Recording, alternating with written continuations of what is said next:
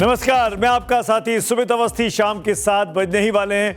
वक्त हो गया है चक्रव्यूह का। शुरुआत करते हैं सबसे पहले वो कहानियां जिन पर आज आपने वोटिंग की है।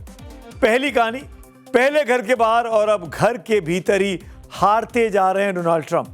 कैसे ट्रंप को लगा ये तगड़ा झटका, विस्तार से देखेंगे। इस खबर को 18% लोगों ने देखना चाहा है। अगली कहानी थी कि कल क्रिकेट की दुनिया में एक नया सूर्योदय होने जा रहा है जिसे इंडिया का वैभव कहा जा रहा है। टीम इंडिया की वर्ल्ड रिकॉर्ड की कैसी तैयारी है, इस खबर को देखने के लिए बहुत लोगों ने दिलचस्पी दिखाई है। 24% वोट मिले हैं। इस पर आगे विस्तार से बात करते हैं। आज यानी गुरुवार का दिन पूरी दुनिया खौफ के कारण या याद रखने वाली है। पहली बार एक साथ 11 देशों में महाविनाश वाला जलजला झेला है। इस खबर को 26% वोट मिले हैं। आखिरकार दुनिया में ये क्या हो रहा है, कौन सी आपदा है ये, 7:28 पर डिटेल रिपोर्ट देखते हैं। और जो खबर आज सबसे ज्यादा आपके वोट पाकर नंबर 1 बनी है, वो एक बार फिर एक ऐसी खबर है जिसने 15 दिनों से पूरे देश को हिला कर रखा हुआ है, यानी अयोध्या में चढ़ावे का गोलमाल। एसआईटी की रिपोर्ट आई, सच सामने आएगा क्या? इस खबर को देखने में 32% दर्शकों ने अपनी दिलचस्पी दिखाई है और यही चक्रव्यूह की आज की कवर स्टोरी है। अयोध्या में राम मंदिर चढ़ावा चोरी में एक नया विवाद अब जुड़ गया है, बल्कि कहिए कि चोरी के मामले की जांच कर रही एसआईटी के सामने एक और फाइल अब पहुंच गई है।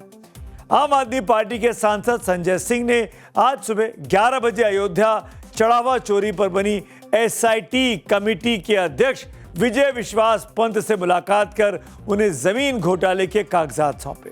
संजय सिंह की मुलाकात तो 12 मिनट की रही, लेकिन 11 ऐसे दस्तावेज दिए जिनको लेकर उनका आरोप है कि अयोध्या में राम मंदिर से जुड़े लोगों ने जमीन का करोड़ों रुपए का घोटाला किया है। मैंने मुलाकात करके सारे दस्तावेज उनको सौंप दिए। मेरे पास जो कागजात थे वो कुल 13 दस्तावेज थे, लेकिन 2 मामले ऐसे थे जो आपस में जुड़े हुए थे, इसलिए 11 सेट कागजों के मैंने जो एसआईटी के अध्यक्ष महोदय हैं और उनके माननीय एक सदस्य भी थे, उनको सौंप दिया। दरअसल आम आदमी पार्टी के सांसद संजय सिंह बीते कई दिनों से यह आरोप लगा रहे हैं कि जमीन जो अधिग्रहित की गई अयोध्या में राम मंदिर का निर्माण करने के लिए, उसमें जो सस्ती जमीन थी उसको महंगे दामों पर खरीदा गया और इसमें धांधली हुई है। संजय सिंह कई बार इस मामले को उठा चुके हैं। जब संजय सिंह ने आरोप को रिपीट कर रहे थे तो जब एसआईटी बनी तो एसआईटी ने संजय सिंह को बुलाया कि आपके पास क्या कागजात हैं, क्या सबूत है, ये साबित करिए, ये दिखाइए, ताकि इन्वेस्टिगेशन को आगे बढ़ाया जा सके। संजय सिंह ने बाकायदा ट्वीट करके और भी जानकारी दी है, वो भी चौंकाने वाली है। संजय सिंह का आरोप है कि जो डॉक्यूमेंट्स उन्होंने एसआईटी को सौंपे हैं उनमें ये तमाम कागजात नथी हैं। 2 करोड़ की जमीन को 18.5 करोड़ में खरीदा गया, 3 करोड़ की जमीन को 24 करोड़ में खरीदा गया और 9 करोड़ की जमीन को चंपत राय ने, नाम लेते हैं बाकायदा, चंपत राय जो कि इस ट्रस्ट में महासचिव हैं, उन्होंने 55 करोड़ 57 लाख में खरीदा। इन जमीनों की जांच के लिए ही आपके सांसद संजय सिंह ने आज एसआईटी चीफ से मुलाकात करके अपने डॉक्यूमेंट सौंप दिए। अब एसआईटी पर दारोमदार है। आप जानेंगे तो हैरान हो जाएंगे कि किस प्रकार से दान की जमीन 1 करोड़ में बेची गई, 9 करोड़ की जमीन 55 करोड़ 47 लाख रुपए में बेची गई, 3 करोड़ की जमीन 24 करोड़ में बेची गई और 3 करोड़ की जो जमीन 24 करोड़ में बेची गई वो नजूल की जमीन बेची गई। जो जमीन न बेची जा सकती है न खरीदी जा सकती है, उस जमीन को कैसे ट्रस्ट ने 24 करोड़ रुपए चंदे का पैसा लगा के खरीद लिया। यह सारा विवाद इस बात पर शुरू हुआ कि भगवान श्री राम के मंदिर में अयोध्या से चंदा चोरी हुई, तो आखिरकार चोरी किसने की? आखिर उन आरोपों का जवाब कौन देगा जो सोने चांदी के रूप में चढ़ावा चढ़ाने वाले भक्त आज उठा रहे हैं? सिंधी समाज चांदी के जिन सिल्लियों के गायब होने का दुखड़ा रो रहा है, उसका जवाब अब कौन देगा? आरोप है कि 26 जनवरी 2021 को दुनिया भर के सिंधी समाज की ओर से करीब 200 किलो चांदी 200 ईंटों के रूप में श्री राम जन्मभूमि तीर्थ क्षेत्र ट्रस्ट को भेंट की गई थी।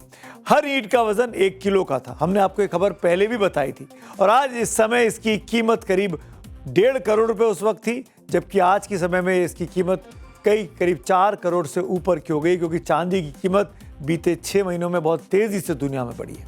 विश्व सिंधी सेवा संगम का दावा है कि ये चांदी अयोध्या में ट्रस्ट के महासचिव चंपत राय को सौंपी गई थी, लेकिन अब ये समाज आरोप लगा रहा है कि इस दान की ना तो उसे कोई रसीद दी गई और ना ही बाद में उसको ये बताया गया कि आखिर इस चांदी का इस्तेमाल हुआ तो कहां हुआ। अब सिंधी समाज चाहता है कि उनकी श्रद्धा जिस भगवान राम में है, उनके लिए दिए गए दान की सच्चाई उन्हें पता चलनी चाहिए। उस वक्त हमें ये कहा गया था कि हम चांदी की क्वालिटी वगैरह चेक करके और कहाँ लगाएंगे वो भी बता देंगे और तब रसीद भी दे देंगे। लेकिन 6-8 महीने तक थोड़ा फॉलो किया था हम लोगों ने, फिर उसके बाद फॉलो करना बंद कर दिया। भाई चलो ठीक है, मंदिर में गया है तो कहीं सही जगह ही लगेगा। लेकिन अभी जब देखा तो हमें थोड़ा सा लगा, दुख हुआ कि मंदिर में गया हुआ पैसा भी कहीं और जा सकता है। तो इसीलिए हम वो खाली जानना चाहते हैं कि वो हमारा चांदी की ईंटें सही जगह मंदिर में रामलला जी के लिए लगाई है कि नहीं लगाई है। राम मंदिर में चढ़ावे और चंदे में हेरफेर को लेकर कई बार सवाल उठे, लेकिन अब की बार जो मामला उठा उसके बाद शक के बादल और गहरा गए। पहले आप उस घटनाक्रम को समझिए जिसमें यह मामला खुलकर सामने आया और बीते आप कह सकते हैं 15 दिनों से पूरे देश को इस खबर ने हिलाकर रखा हुआ है। 7 जून को समाजवादी पार्टी के नेता पवन पांडे ने राम मंदिर के चढ़ावे में से 5 से 7.5 करोड़ रुपए की चोरी के आरोप लगाया। जो चढ़ावा आता है, जो हम लोग दान पेटी में डालते हैं, उसमें चोरी हुई है। इस मामले में सरगर्मी 8 जून को तब बढ़ गई जब सपा के प्रमुख अखिलेश यादव ने सोशल मीडिया पर इस मुद्दे को उछाला। उन्होंने अदालत से कहा कि ऐसे मसले का वो स्वतः संज्ञान ले। ये मामला तब आगे और बढ़ा जब अयोध्या में बीजेपी के एक स्थानीय नेता डॉक्टर रजनीश सिंह ने प्रधानमंत्री को पत्र लिखकर निष्पक्ष जांच की मांग कर दी। ये चिट्ठी बाकायदा पीएमओ को लिखी गई थी। 9 जून को राम मंदिर निर्माण समिति के अध्यक्ष नृपेंद्र मिश्रा ने ट्रस्ट के सदस्यों के साथ अयोध्या में बैठक की। उस बैठक में खबर है कि चढ़ावे की राशि, उसकी गिनती और उसके हिसाब किताब पर जी खोलकर चर्चा हुई। बाद में मीडिया से नृपेंद्र मिश्रा ने माना कि चोरी नहीं बल्कि विश्वासघात हुआ है, डाका डाला गया है। इस बीच पीएमओ तेजी से एक्टिव हुआ और 10 जून को प्रधानमंत्री कार्यालय ने मंदिर ट्रस्ट के इस मामले पर पूरी रिपोर्ट मांगी, लेकिन ट्रस्ट के महासचिव चंपत राय ने उस समय सभी आरोपों को खारिज कर दिया था। उन्होंने कहा था कि उल्लेखनीय है कि अभी जांच चल रही है, बताएंगे आपको। इस बीच मुख्यमंत्री योगी आदित्यनाथ ने 13 जून को एक 3 सदस्यीय एसआईटी का गठन कर दिया। एक कमेटी बनाई गई जिसका नाम स्पेशल इन्वेस्टिगेटिव टीम रखा गया और उसको यूपी सरकार के 3 वरिष्ठ प्रशासनिक अधिकारी, जिसमें पुलिस के कर्मचारी अधिकारी भी हैं, वो भी इन्वॉल्व थे। इस टीम ने 10 दिन बाद यानी 23 जून को अपनी प्राथमिक रिपोर्ट उत्तर प्रदेश सरकार के additional chief secretary Sanjay Prasad को सौंप दी। संजय प्रसाद साहब भी इस ट्रस्ट के सदस्य हैं। अभी कहा जा रहा है कि वो रिपोर्ट गोपनीय है। मुख्यमंत्री योगी आदित्यनाथ ने कहा कि एसआईटी जांच से दूध का दूध और पानी का पानी हो जाएगा। हालांकि विश्व हिंदू परिषद अब ये कह रही है कि पहले एफआईआर तो करो, लेकिन ज्योतिष पीठ के शंकराचार्य अविमुक्तेश्वरानंद हमेशा की तरह इस मामले में भी सवाल उठा रहे हैं। हमारे हाथ में अभी वो रिपोर्ट एसआईटी की नहीं है, पर सबने ऐसा बताया है कि उसमें उन्होंने लोगों को भी आइडेंटिफाई किया है, सीसीटीवी की फुटेज के आधार पे किया है। अब वो स्टेज आ गई है कि पुलिस में एफआईआर करे। हम चाहेंगे कि ये एफआईआर जल्दी हो और हम ये भी चाहेंगे कि अच्छे से अच्छे, योग्य से योग्य पुलिस अफसरों को, जिन एक्सपर्ट्स की जांच में ज़रूरत हो उन एक्सपर्ट्स को लगा करके जांच, सब लोग जो इसमें इन्वॉल्व हैं या जिन पर आरोप है उन सब की जांच की जाए। तो जब सरकार ही वहां पे पहले से व्यवस्था कर रही है और चोरी हुई है, तो जांच कैसे सरकार करेगी? सरकार कैसे एसआईटी बनाएगी और उससे क्या न्याय की उम्मीद होगी? आप जो है लीपापोती कर रहे हो जांच के कमेटी के नाम पे। वैसे इस बात को नहीं भूलना चाहिए कि राम जन्मभूमि तीर्थ क्षेत्र न्यास जो बना, जो ट्रस्ट बना, वो सुप्रीम कोर्ट के आदेश पर केंद्र सरकार द्वारा बना। उस ट्रस्ट के जो सदस्य हैं, चंपत राय जैसे लोग, उन पर शक के सवाल खड़े हुए, उन पर ये गंभीर आरोप लगे। लेकिन जो कमेटी बनी है, एसआईटी जिसको कहा गया, वो यूपी सरकार ने बनाई। यूपी सरकार के 3 वरिष्ठ पुलिस अधिकारी उसकी जांच में उसके सदस्य हैं। अब सीएम की बनाई हुई टीम पीएम की बनाई हुई टीम की जांच कर रही है। इसलिए भी इस पर सवाल खड़े हो रहे हैं कि क्या ये रिपोर्ट वाकई में धूल झोंकने के लिए है या इससे सच निकल कर आएगा। वैसे इस बीच आज एक और बड़ी खबर सामने आई कि श्री राम जन्मभूमि तीर्थ क्षेत्र ट्रस्ट ने प्रशासन से मांगी गई जानकारी देने से इनकार कर दिया है। ये बहुत बड़ी खबर है। हमने आपको पहले बताया कि लोकल बीजेपी के नेता डॉक्टर रजनीश सिंह ने पीएमओ से गुहार लगाई थी, 9 जून को चिट्ठी लिखी थी, और पीएमओ ने इस शिकायत को, जो कि उनके पास पहुंची रजनीश सिंह की, इस शिकायत को पीएमओ ने जिला प्रशासन अयोध्या तक पहुंचा दिया कि भाई इस पे जांच की जाए। इसके बाद जिला प्रशासन ने राम जन्मभूमि ट्रस्ट के पास वो चिट्ठी भेजी और कहा कि भाई जानकारी दो। ट्रस्ट के सचिव ने एसआईटी की जांच क्योंकि चल रही है, ये हवाला देकर जानकारी देने से इनकार कर दिया कि भाई अभी तो एसआईटी की जांच चल रही है, अभी हम कोई जानकारी शेयर नहीं कर सकते। यानी ट्रस्ट ने पीएमओ की चिट्ठी को एक तरीके से कह दिया कि अभी हम जानकारी नहीं दे सकते हैं। इस बीच एक महिला ने यह दावा किया था कि उसने भी काकभूषुंडी की एक प्रतिमा दान की थी। उनका यह भी कहना था कि उन्होंने वो प्रतिमा खुद ट्रस्ट के महासचिव चंपत राय को ही भेंट की थी। वो तस्वीर भी है, लेकिन अब वो कहाँ चली गई काकभूषुंडी की प्रतिमा, इसका कोई पता नहीं चल रहा है। इस महिला का, जिनका नाम अनीता भारद्वाज है, उनका ये कहना है। इस पर कार सेवकपुरम का इंचार्ज आज ये सामने आते हैं 2 दिन के बाद और कहते हैं कि सब कुछ सुरक्षित रखा हुआ है, इसका जवाब जिसको देना होगा उसको दे दिया जाएगा। अभी जो जहां दिया गया था दान की चीज, वो वहां सुरक्षित रखी हुई है।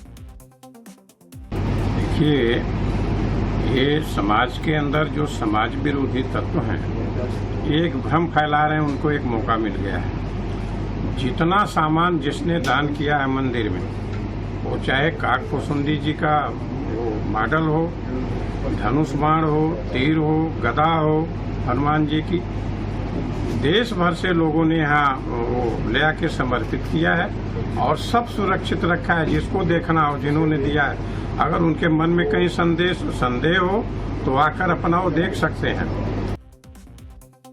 अयोध्या में चढ़ावा चोरी पर एसआईटी का बनना और 10 दिन में उसकी रिपोर्ट भी पेश हो जाना, ये तो बताता है कि कुछ तो गड़बड़ है। लेकिन मंदिर ट्रस्ट इस पर जिला प्रशासन को जानकारी देने को तैयार नहीं है, जबकि जिला प्रशासन को पीएमओ का निर्देश मिला था, वो चिट्ठी वहां से आई थी। आखिर चल क्या रहा है? अगर मंदिर ट्रस्ट कह रहा है कि वो एसआईटी को सहयोग कर रहा है, तो एसआईटी अपनी रिपोर्ट सौंप चुका है। बहरहाल इन सबके अलग अलग राजनीतिक दल और उसके नेता अपने चुनावी फायदे के हिसाब से बयानों के अब गोले दाग रहे हैं। बुलडोजर चलेगा या गोली चलेगी? आस्था की बुनियाद पर आपने सब कुछ कर दिया, अब आस्था की बुनियाद पर क्या यह भी बर्दाश्त किया जाएगा? यह सरकार को तय करना है। एफआईआर क्यों नहीं हो रहा है? और फिर एफआईआर अगर होगा तो या गोली चलेगी पैर पे या बुलडोजर चलेगा घर पे, क्योंकि ये तो सिर्फ मुस्लिम समाज के ऊपर ही चल रहा है ना। करोड़ों श्रद्धालु फिर भगवान राम के चरणों में उससे ज्यादा दौलत जो है कि चढ़ा देंगे। लेकिन जो आस्था की चोरी हुई है, जो हिंदू समाज के विश्वास की चोरी हुई है, जो हमारे समर्पण की चोरी हुई है, हमारी भावना की चोरी हुई है, उसको कैसे ये सरकार वापस करेगी? टिकट हुई है, प्राइमा फेसी रिपोर्ट, प्रारंभिक रिपोर्ट प्रस्तुत हुई है। निश्चित रूप से जो भी कमियां त्रुटियां हुई हैं उस पर कार्रवाई, और आगे इस तरह की गलतियां, आज इस तरह की चीजें न हो, इसके लिए प्रभावी व्यवस्था देने का काम निश्चित रूप से होगा। अयोध्या में राम मंदिर में चढ़ावा चोरी का मसला भगवान राम की नगरी से आगे बढ़कर अब सुप्रीम कोर्ट तक पहुंच गया है। सुप्रीम कोर्ट में आज एक पीआईएल देकर जल्द सुनवाई की मांग की गई, लेकिन सुप्रीम कोर्ट ने फिलहाल, क्योंकि छुट्टियां चल रही हैं, वेकेशन बेंच बैठी हुई है, तो फिलहाल जल्द सुनवाई से इनकार किया है, लेकिन कहा है कि अगले हफ्ते में इस पर सुनवाई हो सकती है। बात करते हैं आज की एक और बड़ी स्टोरी की, और अब बात रामलला से आगे बढ़कर देश के नए लाल की करते हैं। भारत लला की, जिसका दुनिया भर के क्रिकेट लवर्स इंतजार कर रहे हैं। ये हौसले की उड़ान है, उसे उम्र की बेड़ियों से मत नापो। जी हां, ये हौसले की उड़ान है, उसे उम्र की बेड़ियों से मत नापो। ये वो तूफान है जो इतिहास बदलने का दम रखता है।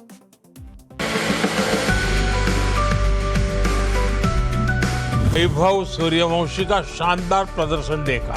जो जितना खेलेगा वो उतना खिलेगा।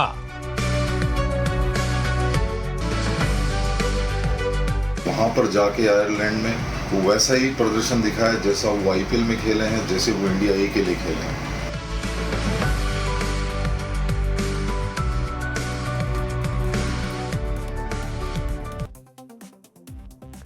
भारत की मिट्टी ऐसे इतिहास लिखने वालों की गाथाओं से आज की तारीख में भरी हुई है। मैं आपको एक नया नंबर दे रहा हूं, याद कर लीजिए। अब आप भूल जाइए 18 को, भूल जाइए 10 को। अब ये नंबर है 3। 3 नंबर की जर्सी अब दुनिया भर में चर्चा का विषय बनने वाली है। इतिहास गवाह है कि इसी मिट्टी की कोख से एक 15 साल का बालक निकला, जिसने वानखेड़े की पिच पर कदम क्या रखा, दुनिया ने उसे क्रिकेट का भगवान मान लिया। और आज इसी पावन मिट्टी से एक और ऐसा तूफान उठा जिसने उम्र के हर तराजू को छोटा साबित कर दिया है। और नाम है, आप समझ ही गए होंगे, वैभव सूर्यवंशी। आयरलैंड और इंग्लैंड के खिलाफ T20 सीरीज के लिए वैभव को टीम इंडिया के लिए चुना गया। देश भर में खुशियां मनाई गई। आईपीएल में शानदार प्रदर्शन किया था। वैभव का नाम आते से ही गेंदबाजों के माथे पर पसीना आ जाता है। वो लगता है कि वैभव को बॉलिंग ना करनी पड़े, क्योंकि वैभव तो हर गेंद पे छक्का मारने के लिए जाना जाता है। इसीलिए मैं कह रहा हूं कि कल, जी हां, कल जब सूर्य उदय होगा तो एक नया वैभव भारत के मस्तिष्क पर लहराने वाला है, चमकने वाला है। आयरलैंड के बेलफास्ट में कल यानी 26 जून को जब वैभव सूर्यवंशी डेब्यू कैप पहनकर मैदान में उतरेगा, 3 नंबर की जर्सी पहनकर, तो वो सचिन तेंदुलकर का रिकॉर्ड तोड़कर सबसे कम उम्र में इंटरनेशनल डेब्यू करने वाले भारतीय खिलाड़ी बन चुके होंगे। कुछ और महत्वपूर्ण जानकारियां, बहुत दिलचस्प है ये। क्या आपको पता है कि टीम इंडिया के साथ इस ऐतिहासिक दौरे पर जाने के बावजूद वैभव सूर्यवंशी सीनियर खिलाड़ियों के साथ ड्रेसिंग रूम शेयर नहीं कर पाएंगे? क्या आपको पता है कि महज 15 साल के इस वंडर बॉय के लिए बीसीसीआई और इंग्लैंड क्रिकेट बोर्ड ने अपने कई बड़े नियमों और प्रोटोकॉल्स को बदला है? यह जरूरी हो गया था कानूनी तौर पर। क्या आपको पता है कि होटल और ग्राउंड में वैभव के बाल्यपन के कारण अलग से क्या व्यवस्था करनी पड़ रही है? क्या आपको पता है कि वैभव होटल में खिलाड़ियों के साथ नहीं बल्कि अपने माता पिता के साथ एक अलग कमरे में रहेंगे? अगर यह सब आपको नहीं पता है तो हम आपको इसके पीछे की पूरी इनसाइड स्टोरी आज बताते हैं। लेकिन पहले आपको बता दें कि मंगलवार को वैभव सूर्यवंशी टीम इंडिया के साथ आयरलैंड और इंग्लैंड के दौरे पर रवाना हुए थे। बीसीसीआई की ओर से उनके लिए 3 नंबर की जर्सी होटल भिजवाई गई। Blue T shirt, team India के रंग की टी शर्ट, बीसीसीआई का लोगो और भारत का जिस पे झंडा लगा हो वो वाली टी शर्ट जब वैभव के पास पहुंची, उसको देखने के बाद वैभव काफी देर तक भावुक रहे। वो वीडियो सामने आया है। सूर्यवंशी को जर्सी भारतीय टीम में जो थ्रो डाउन स्पेशलिस्ट हैं रघु, उन्होंने जाके सौंपी। सूर्यवंशी ने सबसे पहले रघु के पैर छुए और उन्हें प्रणाम करके आशीर्वाद लिया। फिर जर्सी अपने हाथ में ली और क्या कहते हैं, आज सपना पूरा हो गया।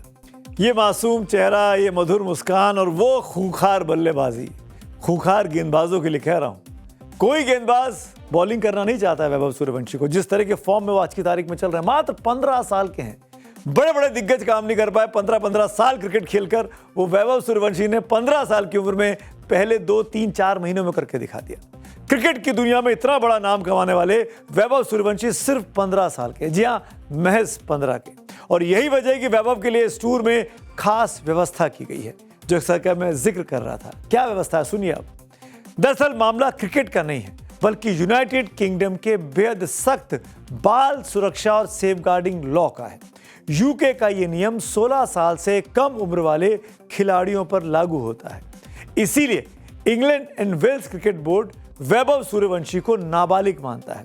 ऐसे में उन्हें भारतीय टीम के सीनियर खिलाड़ियों के साथ चेंजिंग रूम शेयर करने की इजाजत नहीं है। यही वजह है कि ग्राउंड में वैभव के लिए एक पूरी तरह से अलग और प्राइवेट चेंजिंग रूम की व्यवस्था करनी पड़ी। हालांकि मैच की रणनीति और टीम मीटिंग के वक्त वो ड्रेसिंग रूम में साथियों के साथ रहेंगे। इतने ही नहीं, होटल को लेकर भी बीसीसीआई ने अपने सालों पुराने प्रोटोकॉल में बहुत बड़ी ढील दी है। आमतौर पर सीनियर टीम के दौरों पर किसी खिलाड़ी के परिवार को, खासकर माँ बाप को साथ रहने की इजाज़त नहीं दी जाती है, लेकिन वैभव की कम उम्र को देखते हुए, क्योंकि मैच 15 साल के हैं, भारतीय क्रिकेट बोर्ड ने नियमों को अपने बदला है। वैभव होटल में सीनियर खिलाड़ियों के साथ नहीं बल्कि अपने माता पिता के साथ एक अलग स्वीट में रुकेंगे, जो बिल्कुल सुरक्षित माहौल होगा, ताकि उन्हें घर जैसा सपोर्ट मिले, घर जैसा माहौल मिले और वो शानदार बल्लेबाजी कर सके। वैभव सूर्यवंशी को लेकर क्रिकेट प्रेमियों के बीच भी जबरदस्त उत्साह देखने को मिल रहा है। आयरलैंड के खिलाफ 26 जून से बेलफास्ट में शुरू होने वाली 2 मैचों की T20 सीरीज में वैभव के इंटरनेशनल क्रिकेट में डेब्यू करने की पूरी संभावना है। इसी वजह से क्रिकेट प्रेमियों में एक अलग उत्साह नजर आ रहा है। हर कोई उस ऐतिहासिक पल का इंतजार कर रहा है कि जब वैभव 3 नंबर की नीली जर्सी पहनकर, टीम इंडिया की टी-शर्ट पहनकर मैदान में इंटरनेशनल क्रिकेट के इतिहास के सबसे बड़े शॉट्स लगाएंगे। ये बॉलर हैं रवि विष्णु, इनका काम है सूर्यवंशी को आउट करना, और कितने बड़े मुरीद सुनाई दे रहे हैं अपनी बातों से। एक बात और बता दूं, कल जब खेलेंगे बेलफास्ट में अपना पहला मैच और पहली बॉल, मैं शर्तिया बोल सकता हूं, हर व्यक्ति, हर हिंदुस्तानी ये उम्मीद कर रहा होगा कि पहली बॉल पे वो छक्का मारते हैं कि नहीं मारते हैं, क्योंकि छक्के मारने की तो एक्सपर्टीज है वैभव को। वैभव के फैंस के बीच इस मैच को लेकर जो दीवानगी है वो बयान नहीं की जा सकती। हर कोई सिर्फ ये देखना चाहता है कि जिस लड़के ने घरेलू क्रिकेट और आईपीएल में गेंदबाजों की धज्जियां उड़ाई थी, वो समस्तीपुर का शेर इंटरनेशनल मैदान पर दुनिया के सामने कैसे दहाड़ेगा। अब जब वैभव को देखेंगे, उसकी बातें सुनेंगे, उसके चेहरे की मुस्कुराहट देखेंगे, तो बिल्कुल नहीं लगेगा कि ये हर बॉल पे छक्का मारने वाला खिलाड़ी है। मुझे तो याद है, बड़े नेता हैं पी चिदम्बरम, कांग्रेस के, उन्होंने एक आईपीएल मैच के बाद ट्वीट करके कहा कि भाई वैभव की सेंचुरी नहीं हो पाई, लेकिन मैं तो चाहता हूं कि वैभव जब सेंचुरी करे तो एक ऐसी इनिंग हो कि सारे के सारे रन बाउंड्री से आए, यानी रन दौड़े ही नहीं, वो हर चीज चौके छक्के से पूरी की जाए। आज वैभव क्रिकेट के आसमान का वो तारा है जिस पर पूरी दुनिया की नजरें टिकी हैं, लेकिन वैभव के लिए कामयाबी का यह आसमान छूना आसान नहीं था। इसके पीछे उसके कड़े संघर्ष और उसके परिवार के त्याग का लंबा इतिहास है।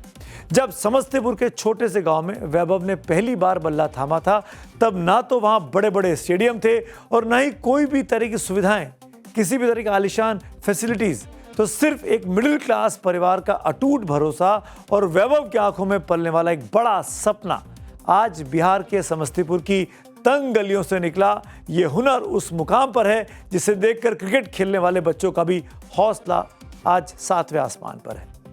गुड न्यूज़ है ये हमारे लिए, और काफ़ी यंग प्लेयर है वो, हमको मोटिवेट होना चाहिए उनसे, जैसे वो स्कोर कर रहे हैं कंटिन्यू इंडिया के लिए। हम उनसे बहुत ज़्यादा मोटिवेट होते हैं, मतलब जैसे कि वो अपने यंग एज में मतलब खेल रहे हैं, इंडिया रिप्रेजेंट कर रहे हैं, तो हम बहुत ज़्यादा मोटिवेट होते हैं, और बहुत बच्चे हैं जो उनसे मोटिवेट हो रहे हैं। काफ़ी बच्चे हैं मोटिवेट होते हैं, इतने यंगेस्ट प्लेयर हैं, काफ़ी फॉर्म में हैं, अपना नेचुरल खेलते हैं, जो उनका नेचुरल है, अटैकिंग बैट्समैन है। वैभव सूर्यवंशी विश्व क्रिकेट में सबसे तेजी से उभरते हुए रिकॉर्ड तोड़ खिलाड़ी हैं। छोटी उम्र में उन्होंने घरेलू क्रिकेट, आईपीएल और अंडर 19 इंटरनेशनल में रिकॉर्ड्स की झड़ी लगाकर रख दी है। इतनी तारीफ करने के बाद तो बनता है कि उसके रिकॉर्ड्स पर एक फौरी नजर डालने। हालांकि मैं जानता हूं कि अगर 10 दर्शक हैं तो 10 में से 9 को एक दर्शक ये रिकॉर्ड्स पता होंगे, पर उस एक को जिसको नहीं पता है उसको मैं बता देता हूं कि क्या क्या रिकॉर्ड्स वैभव के पास इस 15 साल की उम्र में उसके नाम पर आ चुके हैं। उन्होंने श्रीलंका के कौशल्य वीरारत्ने का 21 साल पुराना वो रिकॉर्ड तोड़ दिया जिसमें 12 गेंदों में अर्धशतक जड़ा गया था। इस मैच में वैभव ने 29 गेंदों में 94 रन बनाए थे, सेंचुरी नहीं बना पाए थे। विजय हजारे ट्रॉफी में अरुणाचल प्रदेश के खिलाफ केवल 36 गेंदों में शतक लगाकर वैभव क्रिकेट इतिहास में सबसे कम उम्र में शतक बनाने वाले खिलाड़ी भी बने हैं। आईपीएल की बात करें तो राजस्थान रॉयल्स की तरफ से खेलते हुए वैभव ने आज इस बार कई कीर्तिमान बनाए। वैभव आईपीएल इतिहास में डेब्यू करने वाले सबसे युवा खिलाड़ी हैं। गुजरात टाइटंस के खिलाफ केवल 38 गेंदों में 101 रनों की पारी खेलकर वैभव आईपीएल इतिहास के सबसे युवा शतकवीर बने हैं। आईपीएल के एक सीजन में सर्वाधिक छक्के लगाने का रिकॉर्ड भी वैभव के नाम पर है। 2026 के सीजन में कुल 72 छक्के जड़कर उन्होंने क्रिस गेल का 59 छक्के का ऐतिहासिक रिकॉर्ड ध्वस्त कर दिया था। वो 59 भी बहुत लगते थे, उसको तोड़ दिया। आईपीएल 2026 में 16 पारियों में 776 रन बनाकर वैभव आईपीएल इतिहास के सबसे युवा ऑरेंज कैप विजेता, यानी वो खिलाड़ी जिसने सबसे अधिक रन बनाए, वो रिकॉर्ड अपने नाम किया। मोस्ट वैल्यूएबल प्लेयर का खिताब भी उनके नाम पर है। आईपीएल में सबसे तेज 1000 रन बनाने का रिकॉर्ड भी वैभव के नाम पर हो चुका है। 440 गेंदों में 1000 रन बनाकर उन्होंने आंद्रे रसेल का रिकॉर्ड तोड़ दिया है। इंग्लैंड के खिलाफ अंडर 19 विश्व कप 2026 के फाइनल में वैभव ने 80 गेंदों में 175 रनों की विस्फोटक पारी खेली थी। यह किसी प्लेयर का अंडर 19 वर्ल्ड कप का फाइनल के इतिहास का सबसे बड़ा स्कोर है। 2024 में ऑस्ट्रेलिया अंडर 19 के खिलाफ चेन्नई में वैभव ने महज 58 गेंदों में शतक जड़ा था। यह भी किसी भारतीय के द्वारा अंडर 19 में सबसे तेज शतक है। अंडर 19 एशिया कप में यूएई के खिलाफ वैभव ने 171 रन बनाए, जो इस टूर्नामेंट के इतिहास में किसी भी भारतीय का सर्वोच्च स्कोर है। जनवरी 2024 में बिहार के लिए मुंबई के खिलाफ खेलते हुए वैभव ने सिर्फ 12 साल 284 दिन की उम्र में रणजी में डेब्यू किया। 12 साल की उम्र में, मतलब 13 साल से भी कम थे। इससे पहले यह रिकॉर्ड सचिन के नाम पर था। सचिन तेंदुलकर ने 11 दिसंबर 1988 को 15 साल 232 दिन की उम्र में अपना रणजी ट्रॉफी डेब्यू किया था। सचिन से 3 साल पहले वैभव पहुंच गए। खेल के मैदान पर उनके इसी असाधारण प्रदर्शन के लिए साल 2025 में उन्हें प्रधानमंत्री राष्ट्रीय बाल पुरस्कार से नवाजा जा चुका है। यह तस्वीर उसी वक्त की है जब पिछले साल प्रधानमंत्री मोदी ने पटना एयरपोर्ट पर वैभव और उनके परिजनों से मुलाकात की थी। मुलाकात के बाद पीएम मोदी ने सोशल मीडिया प्लेटफॉर्म एक्स पर तस्वीरें साझा करते हुए लिखा था कि वैभव के क्रिकेट कौशल की प्रशंसा पूरा देश कर रहा है। सुनिए। इतनी कम आयु में वैभव ने इतना जबरदस्त रिकॉर्ड बना दिया। वैभव के इस अच्छे खेल के पीछे उनकी मेहनत तो है ही, उनके टैलेंट को सामने लाने में अलग अलग लेवल पर ज्यादा से ज्यादा मैचों ने भी बड़ी भूमिका निभाई। यानी जो जितना खेलेगा वो उतना खिलेगा। एक दौर था जब सुनील गावस्कर का नाम हुआ करता था, जिन्होंने दुनिया को सिखाया कि तूफानी गेंदबाजों के सामने हेलमेट के बिना सीना तान कर कैसे खड़ा हुआ जाता है और बड़े बड़े वेस्टइंडीज के गेंदबाजों के गेंदों पर चौके छक्के लगाए जा सकते हैं। उसके बाद दौर आया कपिल देव का, फिर दौर आता है सचिन तेंदुलकर का, जिनको क्रिकेट का खुदा कहा गया, भगवान कहा गया। फिर एक वक्त आया महेंद्र सिंह धोनी का, जिनको कहा गया कि मिडास टच है, जो खेलते हैं वहां जीत जाते हैं। और उसके बाद विराट कोहली का दौर आया, जो आज भी चल रहा है। अब वो अपने करियर के, आप कह सकते हैं उम्र की वजह से, अनुभव नहीं, उम्र की वजह से ढलान पर माने जा रहे हैं। जैसे जैसे दिग्गजों ने अपने खून पसीने से भारतीय क्रिकेट को उस ऊंचाई पर पहुंचाया जहां पूरी दुनिया हमारे सामने नतमस्तक हो गई। लेकिन मैं लिख कर दे रहा हूं, और अब आप लिख कर रख भी लीजिए, अब ये दौर वैभव सूर्यवंशी का है। अब ये पूरा युग, पूरा एरा वैभव के नाम से जाना जाने वाला है। बस वैभव को अपने पैर जमीन पर रखने होंगे, आसमान में उड़ने की जरूरत नहीं है। जितना ग्राउंडेड रहेंगे उतना ऊपर जाएंगे।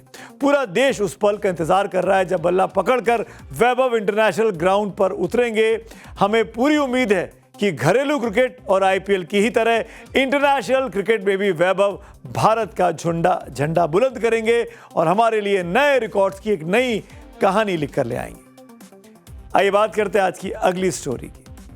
आज धरती का सीना मानो फट गया। कुदरत ने आज पूरी दुनिया में खौफ का ऐसा तांडव मचाया जिसने इंसानियत की रूह कांप दी। सिर्फ 24 घंटे दुनिया के 11 देश और पाताल से गूंजी तबाही की सबसे भयानक चेतावनी। मौत के इस ग्लोबल मैप को जरा गौर से देखिएगा, जो मैं अब आपके सामने दिखा रहा हूं। ये वो ग्लोबल मैप है। आज सुबह जब सवेरा हुआ, हम सबने आंखें खोली तो दुनिया के तमाम देश, इस वक्त दुनिया के इस नक्शे पर आप देख रहे हैं, 11 देश लगभग एक समय के आसपास दहल रहे थे, हिल रहे थे, कांप रहे थे, क्योंकि जलजला आया हुआ था। मौत के इस ग्लोबल मैप को गौर से देखिए और अमेरिका के कैलिफोर्निया से लेकर जापान तक, वहां कैलिफोर्निया, यहां जापान तक, वेनेजुएला से लेकर सोमालिया तक जमीन ऐसे कांपी जैसे प्रलय आ गई है, जैसे दुनिया समाप्त होने वाली है। वो काउंटडाउन शुरू हो गया जिसका इंतजार कोई नहीं करना चाहेगा। Papua New Guinea, Philippines, Indonesia और चिली में खौफ का वो दलदला आया जिसने गगनचुंबी इमारतों को भी तिनके की तरह हिला कर रख दिया। और ये खौफ सिर्फ 7 समंदर पार तक सीमित नहीं था।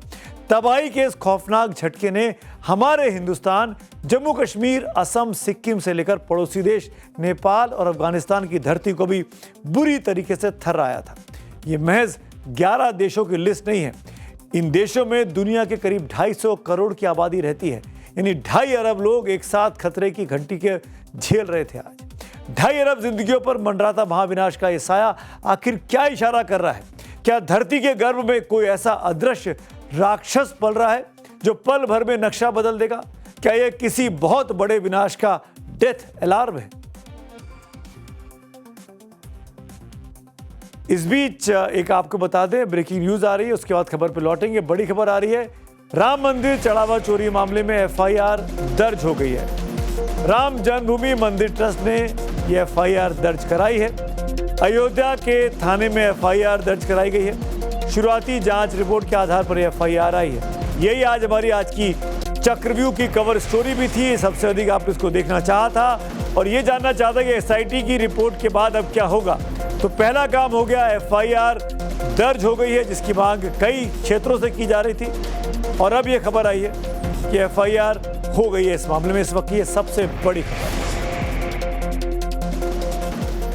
राम मंदिर चढ़ावा चोरी मामले में एफआईआर की खबर है और जैसा कि एसआईटी में कहा गया और एसआईटी की रिपोर्ट में तो ये भी इशारा किया गया, जो कि सूत्रों ने बताया कि जितने लोग ट्रस्ट के इस काम से जुड़े थे, चढ़ावे को गिनती करने के सबसे पूछताछ की गई है। सबको, किसी को भी क्लीन चिट नहीं दी गई है। वो तमाम चीजें निकलने के बाद जब एसआईटी की रिपोर्ट आई, उसके बाद अयोध्या में एफआईआर करा दी गई है। विश्व हिंदू परिषद के सबसे बड़े नेता आलोक कुमार ने भी इसको कहा था कि अब जल्द से जल्द एफआईआर होनी चाहिए और 3 से 4 महीनों के भीतर पूरी जांच होकर जो बदमाश लोग हैं जिन्होंने चोरी की है उनको सजा मिलनी चाहिए और सब कुछ सामने आना चाहिए। आखिरकार राम मंदिर को लेकर तमाम करोड़ों से जो राम भक्त थे उनको आघात लगा था कि आखिरकार उनके मेहनत की कमाई के चढ़ावे का चोरी कैसे हो सकती है। मेरे सहयोगी मनीष यादव मेरे साथ है। मनीष, क्या है इस एफआईआर में कुछ खास बात?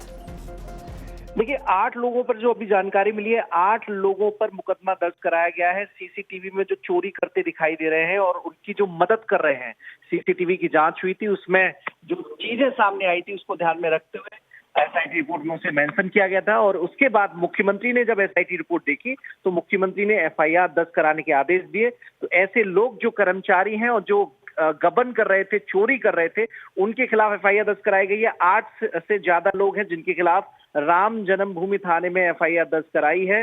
अब जो पुलिस का मामला बन गया है तो पुलिस भी इस मामले की जांच करेगी। जो एसआईटी ने साक्ष्य जुटाए हैं वो साक्ष्य भी पुलिस को हैंडओवर किए जाएंगे और ऐसे लोगों पर सख्त कार्रवाई होगी, ऐसा मुख्यमंत्री मनीष कोशिश है। मनीष, क्या आप इस बारे में कोई रोशनी डाल सकते हैं कि 8 लोग कौन हैं, इनकी क्या भूमिका थी, इनके नाम पता लगे अभी?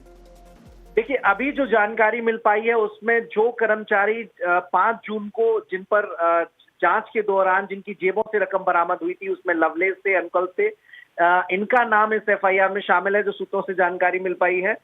ऐसे 6 कर्मचारी और हैं जिन पर एफआईआर दर्ज कराई गई है। सभी जो आउटसोर्स के बैंक के कर्मचारी हैं उसमें 2 कर्मचारी वो भी शामिल हैं। बाकी ट्रस्ट के कर्मचारी हैं, ट्रस्ट की ओर से एफआईआर दर्ज कराई गई है। मुख्यमंत्री ने आदेश दिया था। टीनू यादव का नाम बार-बार आ रहा था, उनका नाम है? देखिए, अभी जो जानकारी मिल पाई है 2 जो नाम हैं वो नाम कंफर्म हो पाए हैं। बाकी 6 नामों में टिन्नू भी हो सकते हैं। अभी थोड़ी देर में ये इन्फॉर्मेशन भी साफ हो जाएगी, क्योंकि चंपत राय के बहुत नजदीकी हैं टिन्नू यादव और उनका नाम बराबर सामने आ रहा था। एक तो ठेके पट्टे में भी उनकी भूमिका रही, दूसरी ट्रस्ट से जुड़ा न होने के बावजूद भी चढ़ावा के जो पूरी प्रोसेस थी उसमें उनका दखल रहता था। तो ये टिन्नू यादव की भी अभी सारी जो तस्वीर है वो साफ हो जाएगी। लेकिन फिलहाल एक चीज और जानना चाहूंगा मनीष, मैं आपके पास बहुत जानकारी है मनीष, मैं आपसे ये भी जानना चाहूंगा, चंपत राय जी का नाम विपक्ष के द्वारा बार बार लिया गया, चंपत राय जी का नाम अभी मुक्तेश्वर आनंद जी के द्वारा लिया गया, उनके बारे में कोई जानकारी इस एफआईआर में? देखिए, जो जानकारी मिल पाई है, ट्रस्ट से जुड़े किसी सदस्य या सचिव का नाम इस एफआईआर में शामिल नहीं है। बाकी जो कर्मचारियों की भूमिका रही है वो उनके नाम इसमें जरूर शामिल किए गए हैं, क्योंकि सीसीटीवी फुटेज में जो काउंटिंग रूम था वहां से बाहर जो कैमरे लगे थे उसमें जो कर्मचारी आते जाते दिखाई दे रहे थे वो तो एसआईटी ने माना है कि कर्मचारियों की बड़ी भूमिका रही है। तो ऐसे में कर्मचारियों पर ही एफआईआर जो मनीष एक सवाल और फिर मैं विनोद के पास जाऊंगा। मनीष एक सवाल और वो जानना चाहूंगा मैं आपसे, क्या टाइम पीरियड पता लगा कि चोरी कब से चल रही थी, कितने दिनों से, कितने महीनों से, कितने सालों से? देखिए अभी जो चोरी की जानकारी है सीसीटीवी फुटेज लगभग 45 दिन के थे। तो 45 दिन में जो लोग आते जाते रहे उस काउंटिंग सेक्शन से जुड़े रहे, तो ऐसे में एसआईटी ने माना है कि 45 दिन का तो साक्ष्य है, लेकिन 45 दिन से पहले भी ये संभावना हो सकती है कि लंबे अरसे से ये चल रहा हो, लेकिन किसी समय सीमा के दायरे में से नहीं बांधा गया। बहुत बड़ी खबर आप दे रहे हैं मनीष इस वक्त यहाँ पर, और ये बड़ी खबर आ रही है इस पूरे मामले में, राम मंदिर की चढ़ावा चोरी के मामले में अब एफआईआर हो गई, जिसका मांग लगातार विपक्ष भी कर रहा था। सब चाह रहे थे कि पता चले कि आखिरकार कौन है जो मेहनत की कमाई का, जो आस्था की कमाई का जो पैसा था, जो चढ़ावा चढ़ता था राम मंदिर पर, उसको चुरा कर लेकर जा रहा था। मेरे साथ मेरे सहयोगी विनोद भी जुड़ गए। विनोद, मैं आपसे पूछना चाहूंगा 8 नामों के बारे में आप हमको और क्या क्या जानकारी दे सकते हैं? कुछ नाम मनीष बता रहे थे, क्या आप कुछ और नाम ऐड कर सकते हैं? देखिए जो सबसे बड़ा नाम इसमें है जिसको लेकर सबसे ज्यादा चर्चा थी वो टिन्नू यादव का ही था। कहा जाता है टिन्नू यादव जो है सबसे करीब है, वो चंपत राय के सहयोगी हैं, उनके ड्राइवर रहे हैं और बड़ी भूमिका थी। और जब से ये जांच हो रही है सबसे ज्यादा सवाल टिन्नू यादव को लेकर ही किए जा रहे थे। तो कम से कम जो सोर्सेज दावा कर रहे हैं कि इस एफआईआर में टिन्नू यादव का नाम भी है।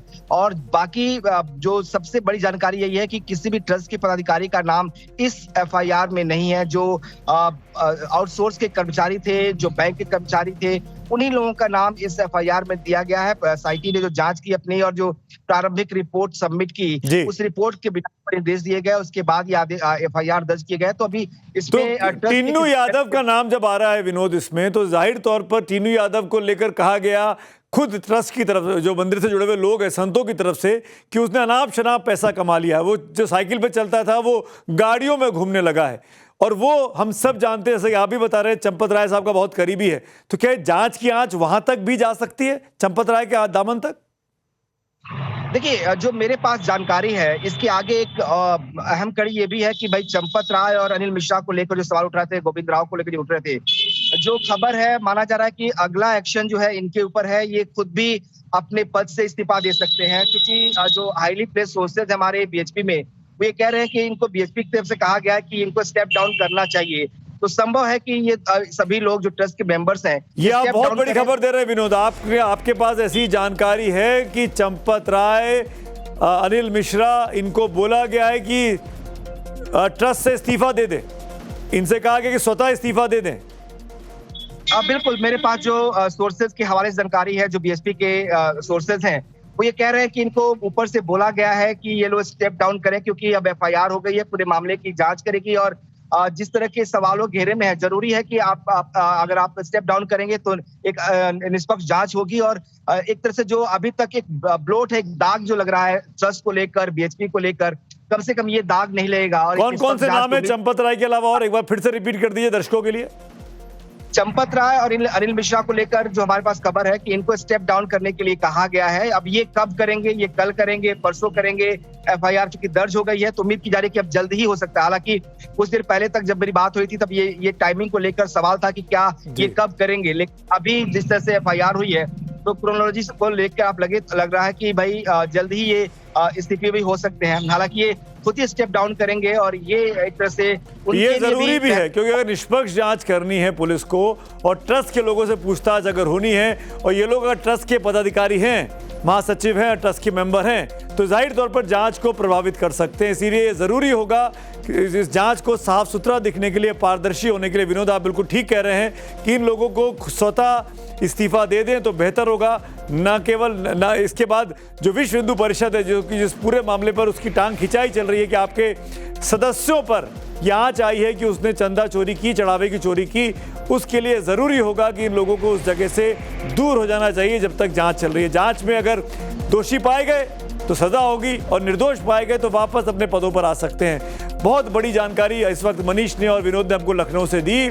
एसआईटी ने अपनी रिपोर्ट सौंपी और रिपोर्ट सौंपने के बाद अब अयोध्या के राम जन्मभूमि थाने में एफआईआर दर्ज कर दी गई है और एफआईआर में उन तमाम लोगों के नाम आए हैं सामने जिन पर विपक्ष एलिगेशन लगा रहा था कि ये चंदा चोरी में, चढ़ावा चोरी में शामिल थे, जिसमें टिन्नू यादव भी एक है जो कि चंपत राय का बेहद करीबी बताया जाता है। कार्यक्रम के आखिर में आ गया हूं, माफी चाहता हूं ब्रेकिंग न्यूज की वजह से आज ट्रंप वाली खबर आपको नहीं दिखा पाए, अर्थक्वेक वाली खबर आपको विस्तार से नहीं दिखा पाए, पर यह खबर भी अर्थक्वेक से कम नहीं थी कि एफआईआर इस पूरे मामले में हो गई है जिसमें राम मंदिर में राम भक्तों की आस्था पर चोट की थी। वक्त है आखिर में पब्लिक व्यू का। वैभव का एक कमेंट है जो जरूर दिखाना चाहूंगा, वैभव सूर्यवंशी पर। अविनाश पांडे का ये ट्वीट है, वैभव सूर्यवंशी का भविष्य उज्जवल है, बस ग्लैमर और पैसे की चमक से उन्हें अपनी प्रतिभा को प्रभावित होने से बचाना होगा। अगला पब्लिक व्यू राम मंदिर को लेकर है। अरुण विजय लिखते हैं, अयोध्या चढ़ावा मामले में शीर्ष लोगों की चुप्पी पर भी सवाल उठते हैं। दान राम भक्तों ने दिया, फिर जांच रिपोर्ट क्यों गुप्त रखी जा रही है? कार्रवाई में देरी से अफवाहों को बल मिल रहा है। आपको बता दूं कि अब एफआईआर हो गई है, अब उम्मीद करनी चाहिए कि जल्द से जल्द दूध का दूध और पानी का पानी होगा। मुख्यमंत्री ने 15 दिन की बात की थी, 15 दिन के भीतर पहली चीज सामने आ गई है। तो आज मेरे साथ इतना ही, कल फिर मुलाकात होगी, तब तक के लिए शुभ रात्रि।